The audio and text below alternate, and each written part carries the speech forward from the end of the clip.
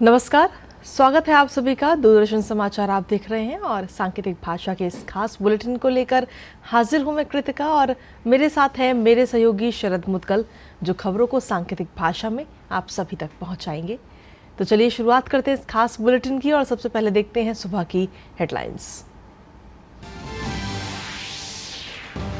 प्रधानमंत्री नरेंद्र मोदी उत्तर प्रदेश, मध्य प्रदेश और तमिलनाडु में बीजेपी प्रत्याशियों के लिए करेंगे तूफानी रैली। चेन्नई में होगा रोड शो।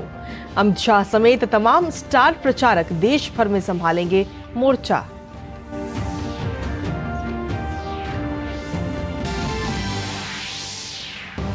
विपक्षी दलों के नेता भी चुनावी समर में डटे। कांग्रेस, समाजवादी और आरजेडी समेत गठबंधन के सभी दलों ने झोंकी पूरी ताकत। दक्षिण में वाम दलों ने चढ़ाया सियासी पारा।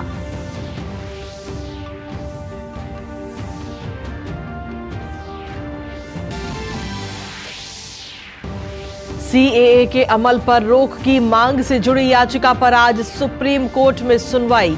पिछली सुनवाई में अदालत ने केंद्र सरकार से मांगा था जवाब।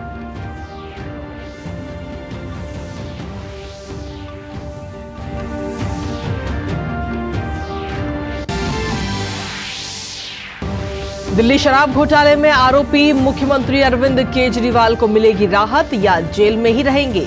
गिरफ्तारी के खिलाफ याचिका पर आज हाई कोर्ट में फैसला। के कविता की भी न्यायिक हिरासत का आखिरी दिन।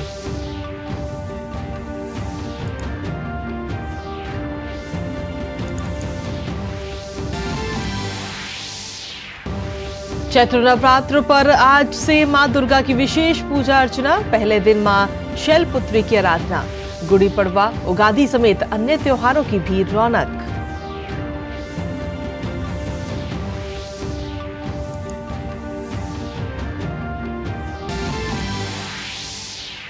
अमेरिका, कनाडा और मेक्सिको में दिखा पूर्ण सूर्य ग्रहण का दुर्लभ नजारा। दिन में हुआ रात जैसा एहसास। करीब 54 साल बाद लगा सबसे लंबा ग्रहण।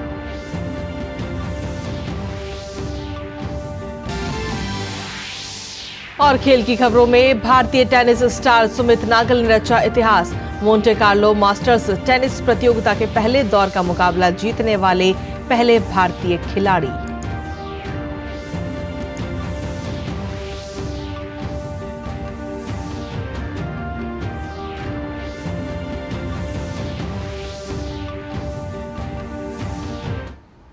और हेडलाइंस के बाद अब खबरों में विस्तार से बात करेंगे। और सबसे पहले बात 24 की चुनौती की करेंगे, जहां आपको बता दें कि 400 पार का आंकड़ा हासिल करने के लिए भारतीय जनता पार्टी अपने एनडीए के सहयोगियों के साथ जोर शोर से चुनावी समर में उतरी हुई है। खुद प्रधानमंत्री नरेंद्र मोदी एक दिन में 2 से 3 रैली कर रहे हैं। रोड शो अलग से हो रहा है। आज की बात करें तो प्रधानमंत्री नरेंद्र मोदी 3 राज्यों उत्तर प्रदेश, मध्य प्रदेश और तमिलनाडु में तूफानी दौरा करते हुए नजर आएंगे और भारतीय जनता पार्टी के प्रत्याशियों के पक्ष में मतदाताओं से वोट की अपील करेंगे। आपको बता दें कि पहली रैली उत्तर प्रदेश के पीलीभीत में होगी, जहां इस बार वरुण गांधी नहीं बल्कि जितिन प्रसाद चुनाव लड़ रहे हैं। भगवंत सरन गंगवार समाजवादी पार्टी से उम्मीदवार हैं, जबकि बीएसपी ने पूर्व मंत्री अनीस अहमद खां उर्फ फूल बाबू को चुनावी मैदान में उतारा है। वहीं प्रधानमंत्री की दूसरी जनसभा होगी मध्य प्रदेश के बालाघाट में। नक्सल प्रभावित बालाघाट जिले में दोपहर 2:30 बजे ये शुरू होगी ये रैली। बालाघाट में बीजेपी प्रत्याशी भारती पारधी, कांग्रेस के सम्राट सारस्वत और बीएसपी के कंकर मुंजारे के बीच त्रिकोणीय मुकाबला बताया जा रहा है। वहीं यूपी और एमपी के बाद प्रधानमंत्री आज से 2 दिन के तमिलनाडु दौरे पर होंगे। आज शाम चेन्नई में 6 बजे रोड शो करेंगे, जो दक्षिण चेन्नई और मध्य चेन्नई लोकसभा क्षेत्रों से होकर गुजरेगा। दक्षिण चेन्नई सीट से भाजपा के तमिलसाई सुंदरराजन उम्मीदवार है, जबकि मध्य चेन्नई सीट से पार्टी के विनोद पी सेल्वम द्रमुक के वरिष्ठ नेता दयानिधि मारन के खिलाफ मैदान में है।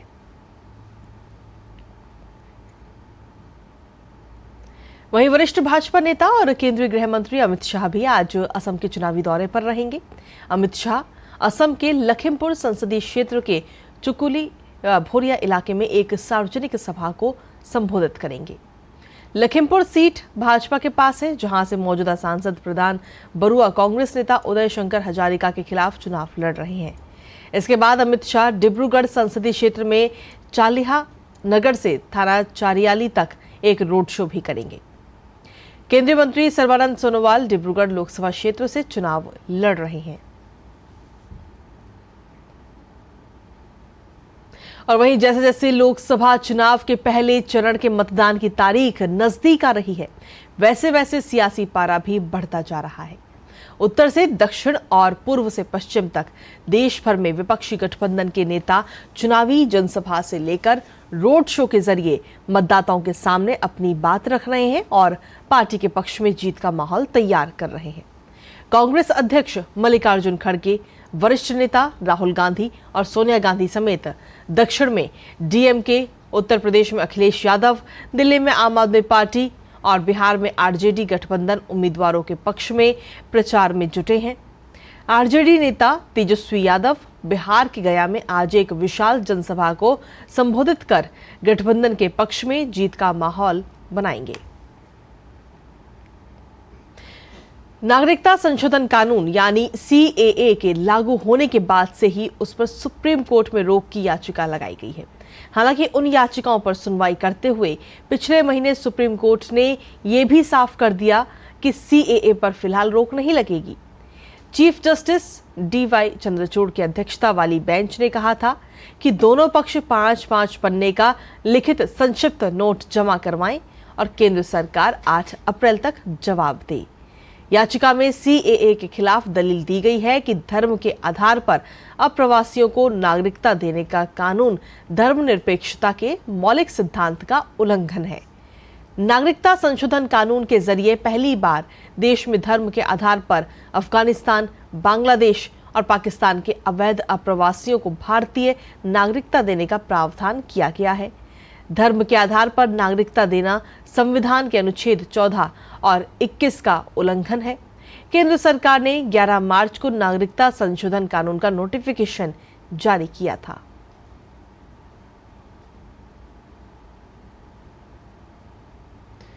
और चलिए अब बात करते हैं दिल्ली की, जहां मुख्यमंत्री अरविंद केजरीवाल को प्रवर्तन निदेशालय द्वारा मनी लॉन्ड्रिंग मामले में गिरफ्तार किए जाने के खिलाफ दायर याचिका पर दिल्ली हाईकोर्ट आज अहम फैसला सुनाएगा। न्यायमूर्ति स्वर्णकांता शर्मा दोपहर करीब 2:30 बजे इस मामले की सुनवाई करेंगे। 3 अप्रैल को ईडी और केजरीवाल के वकीलों की दलीलें सुनने के बाद न्यायमूर्ति स्वर्णकांता शर्मा ने इस मामले में अपना फैसला सुरक्षित रख लिया था। इससे पहले कोर्ट में ईडी ने मुख्यमंत्री अरविंद केजरीवाल की गिरफ्तारी के विरोध में दायर याचिका पर आपत्ति जताते हुए कहा था कि वो अपने खिलाफ मनी लॉन्ड्रिंग मामले में किसी विशेष अपवाद का दावा करने के लिए आगामी लोकसभा चुनाव या सीएम के रूप में अपनी स्थिति का हवाला नहीं दे सकते। दिल्ली उत्पाद शुल्क नीति मनी लॉन्ड्रिंग मामले में जेल में बंद बीआरएस नेता के कविता की न्यायिक हिरासत का आज आखिरी दिन है। के कविता को आज राउज एवेन्यू कोर्ट में पेश किया जाएगा। पिछली सुनवाई में के कविता के वकील ने अदालत से बेटे की परीक्षा के आधार पर अंतरिम जमानत दिए जाने का अनुरोध किया था, जिसे कोर्ट ने ठुकरा दिया था। ईडी का आरोप है कि तेलंगाना के पूर्व मुख्यमंत्री के चंद्रशेखर राव की बेटी के कविता उस साउथ ग्रुप की अहम सदस्य थी जिस पर राष्ट्रीय राजधानी में शराब लाइसेंस के बदले में आम आदमी पार्टी को 100 करोड़ रुपए की रिश्वत देने का आरोप है। के कविता को केंद्रीय जांच एजेंसी ने बीती 15 मार्च को उनके आवास से गिरफ्तार किया था। और चलिए आगे बढ़ते हुए आप बात करते हैं आज के त्योहार की। दरअसल चैत्र नवरात्रि का आज पहला दिन है। आज मां के पहले स्वरूप मां शैलपुत्री की पूजा आराधना का विधान है। आज के दिन कलश स्थापना करने के बाद माता की पूजा अर्चना, मंत्र और आरती करने से मां शैलपुत्री का आशीर्वाद प्राप्त होता है। माता शैलपुत्री को हिमालय की पुत्री बताया जाता है। शास्त्रों के अनुसार मां शैलपुत्री की विधि विधान से पूजा और उपासना करने से मान सम्मान में वृद्धि होती है। उत्तम स्वास्थ्य के साथ ही सुख और सौभाग्य की भी प्राप्ति होती है। और इसी के साथ में आज देश के कई राज्यों में गुड़ी पड़वा का त्योहार भी मनाया जा रहा है। गुड़ी पड़वा, जिसे उगादी या चैत्र शुक्ल प्रतिपदा के नाम से भी जाना जाता है और इसे हिंदू नववर्ष की शुरुआत का भी प्रतीक है ये। वहीं ये मुख्य रूप से महाराष्ट्र, कर्नाटक और आंध्र प्रदेश में बड़े ही धूमधाम के साथ मनाया जाता है। हिंदू चंद्र कैलेंडर के अनुसार चैत्र महीने के पहले दिन पड़ने वाला ये शुभ दिन आमतौर पर मार्च या अप्रैल में आता है। उत्तरी अमेरिका में इस साल का पहला पूर्ण सूर्य ग्रहण कल पड़ा। पूर्ण सूर्य ग्रहण मैक्सिको, अमेरिका और कनाडा के बीच 185 किलोमीटर के स्ट्रेच पर दिखाई दिया। यह सूर्य ग्रहण 50 वर्षों बाद सबसे लंबा चलने वाला ग्रहण था। मैक्सिको, अमेरिका और कनाडा में सूर्य ग्रहण देखने के लिए हजारों की संख्या में लोग जुटे।